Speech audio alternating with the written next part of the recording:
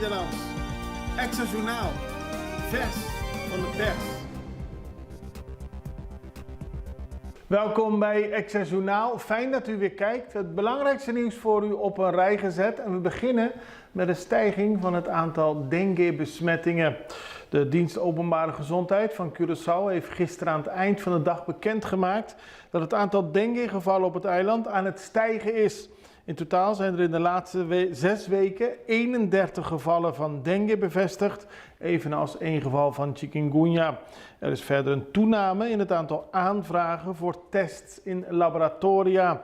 De overheid noemt de toename verontrustend en doet een oproep aan de bevolking om stilstaand water binnen- en buitenshuis zoveel mogelijk te verwijderen. Op die manier kan de mug die verantwoordelijk is voor het verspreiden van dengue zich niet verder vermenigvuldigen. Geen consequenties voor Curaçao, dat is een uitspraak van de directeur van Refineria di Curaçao. Die heeft gezegd, Patrick Newton, die heeft gezegd dat de herinvoering van de Amerikaanse sancties tegen Venezuela geen invloed hebben op de overeenkomst tussen de Venezolaanse staatsoliemaatschappij PDVSA en Refineria di Curaçao.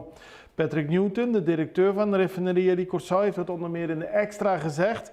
Volgens hem geeft Venezuela, verdeeld over de komende 10 jaar, voor honderden miljoenen aan vaten olie aan ons eiland. En Curaçao heeft hierin een speciale licentie voor deze afbetalingsregeling. Dat betekent dat de sancties die Amerika heeft opgelegd geen gevolgen zullen hebben voor Curaçao, aldus Newton.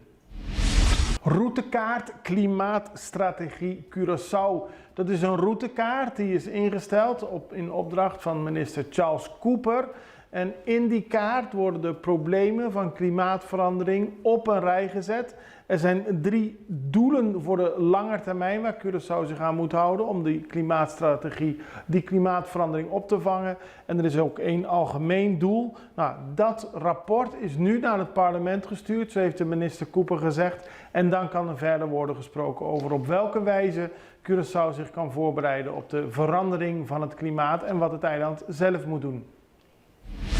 Lokale kapitein met meer dan 200 kilo coke, die is opgepakt, zo heeft de kustwacht laten weten. Het gaat om een lokale kapitein die is opgepakt nadat de kustwacht doorhad dat hij zich nogal vreemd gedroeg met zijn boot tussen Klein Curaçao en Curaçao. Het ging om ongebruikelijk gedrag, waardoor de kustwacht een kijkje is gaan nemen.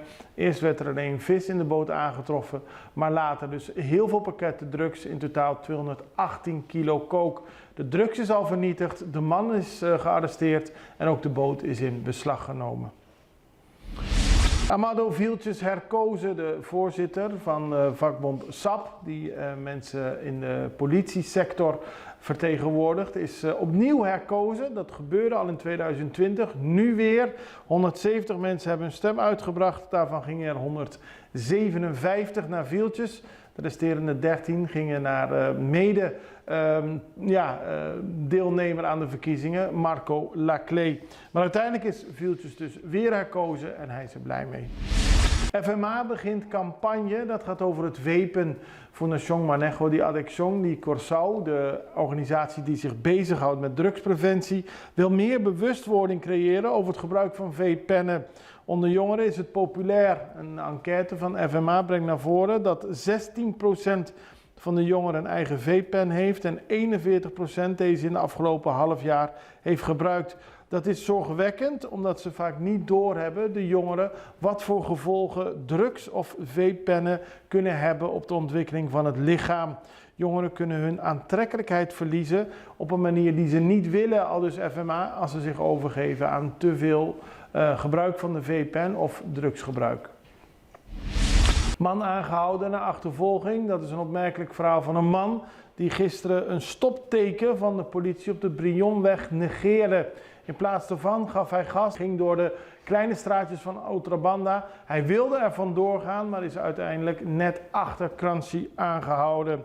Zowel de man als de politie zijn zoals de man is gearresteerd, de auto is in beslag genomen. Even na een break zijn we zo bij u terug.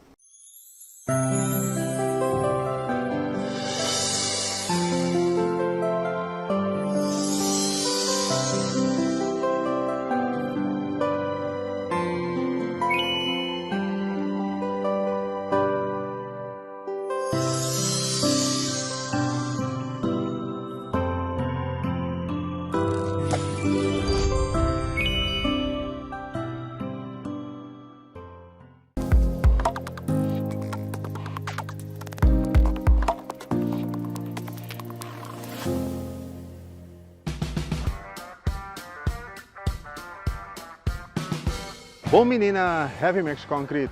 De nos flete, nos tiene un pump truck, incluyendo un botón mixer, mejor conocido como PUM. Es único na Corsol.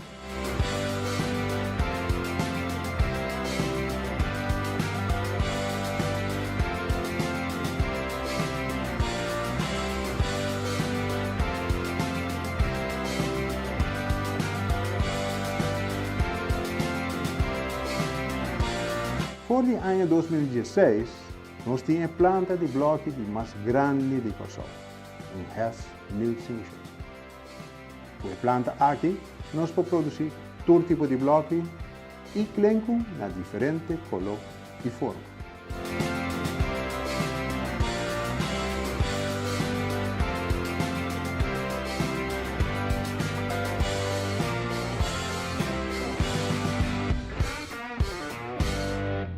We beginnen op Bonaire, want daar is ook een toename van het aantal gevallen van dengue geconstateerd. In de week van 22 tot 30 januari zijn er dit jaar 12 bevestigde gevallen van dengue bijgekomen. Er zijn nu sinds 1 januari van dit jaar in totaal 18 gevallen van dengue op Bonaire geconstateerd. Dat is bekendgemaakt door de afdeling publieke gezondheid.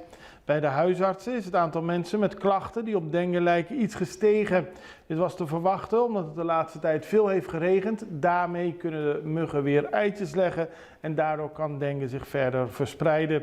Net als op Curaçao wordt ook op Bonaire de bevolking opgeroepen om te kijken naar stilstaand water in de tuin, in huis, in een garage en daar iets aan doen zodat de mug zich niet verder kan verspreiden. Dan gaan we naar Curaçao, want de korpspolitie Curaçao heeft regels aangekondigd waar iedereen zich aan moet houden tijdens carnaval. Dat gebeurde eerder deze week door Jules Hilario. Dat gebeurde tijdens een relato di dia van de overheid in het Papiaments. Maar omdat ook heel veel mensen die carnaval gaan vieren het goed voor hen is dat ze in het Nederlands weten welke regels ze moeten houden, hebben we een interview gedaan met Jules Hilario. En hij legt in eerste instantie uit waarom er überhaupt in carnavaltijd regels worden opgelegd. Elk jaar eigenlijk in samenwerking met het Openbaar Ministerie dan maken we eigenlijk duidelijk een aantal regels. Zodat het publiek ook weet waar ze aan toe zijn. Met name ook, laten we zeggen, het publiek die naar carnaval gaat kijken. Voor een goede gang van zaken. Voor de deelnemers, voor het publiek in het algemeen. Vooraf dat we dat bekendmaken wat wel of wat niet kan. En daarbij is het vooral belangrijk dat mensen opvolgen wat de politie zegt. Als de politie zegt je moet aan de andere kant, je moet ergens naartoe gaan, dat mensen niet in discussie gaan. Dat je gewoon opvolgt wat de politie zegt. Ja, met name focussen we daarop eigenlijk in deze periode of tijdens zo'n groot evenement. Dan heeft de politie natuurlijk niet altijd de tijd om met iedereen te gaan discussiëren over het motief van waarom. Dus de ene keer moet je een bepaalde richting oplopen, de andere keer juist niet. Dus dat proberen we natuurlijk met de nodige begrip voor het evenement. Het is carnaval, mensen zijn natuurlijk aan het feest vieren en wellicht ook aan het drinken. We hebben de nodige flexibiliteit, maar het heeft een limiet. Dus als zodanig dat de instructies ook wel worden opgevolgd. Dat wij niet tolereren in ieder geval dat de ambtenaren worden beledigd. We werken samen met het VKC, samen met het Curemeel en ook met de Koninklijke Marechaussee. Dus dat geldt eigenlijk voor ons allemaal. Eigenlijk die dag binnen die keten samenwerken. En het is ook heel belangrijk dat eigenlijk vanaf 12 jaar dat iedereen zijn legitimatiebewijs bij zich heeft. Dat hij die ook kan aantonen op verzoek van de politie. Dus het is niet zo van carnaval, dan mag alles, dan kan alles? Nee, zeker niet. Natuurlijk, wij als korps en wij genieten natuurlijk ook van het feest. Maar het moet dan ook leuk blijven voor een ieder. Gematigd alcohol, zodat we het tot een goed einde kunnen brengen. Dus geen weerstand bieden aan instructies van de politie en een beroep aan iedereen om zich te gedragen tijdens carnaval en dan kan het weer een groot mooi feest worden. Dan gaan we naar Europa, want boeren demonstreren massaal in Brussel en andere Belgische steden. Boeren zijn vandaag met zo'n 1000 tractoren naar de Belgische hoofdstad Brussel gegaan om te protesteren, zo heeft de politie gemeld. De boeren demonstreren tegen landbouwregels die volgens hen te streng zijn. Demonstranten op het Brusselse Luxemburgplein hebben branden gesticht en met eieren gegooid naar gebouwen van het Europees Parlement. Ook werd er vuurwerk afgestoken en op een gegeven moment moest de politie ingrijpen en kwam onder meer de ME naar de boeren toe. In Nederland hebben Brabantse en Limburgse boeren donderdagavond gezegd dat ze donderdagavond, dus vanavond, gaan actie vieren om de Belgische boeren te steunen. Dat heeft een woordvoerder van Farmers Defence Force gezegd. Of dit daadwerkelijk gaat gebeuren is nog niet duidelijk. En de Wereld Natuurfonds heeft ook gereageerd op de protesten. En die zeggen dat de protesterende boeren gelijk hebben in hun eis om eerlijke prijzen te krijgen voor het voedsel dat ze produceren. Dat is nu niet het geval. En de Europese Commissie gaat daarbij voorbij aan een fundamenteel probleem, aldus de Wereld Natuurfonds. Er wordt nog veel gediscussieerd. De boeren willen een eerlijke prijs, willen eerlijker beleid. En als ze dat niet krijgen, gaan ze door met manifestaties. Nu was het in Brussel, maar in de afgelopen periode is ook in Frankrijk, in Duitsland en in meerdere landen gedemonstreerd door boeren tegen het EU-beleid. Nou, dit was het belangrijkste nieuws voor vandaag. Dit was het programma Extra Journaal. Ik hoop dat u er morgen weer bent. Wij zijn er in ieder geval. Het allerbeste. Tot ziens. Dag.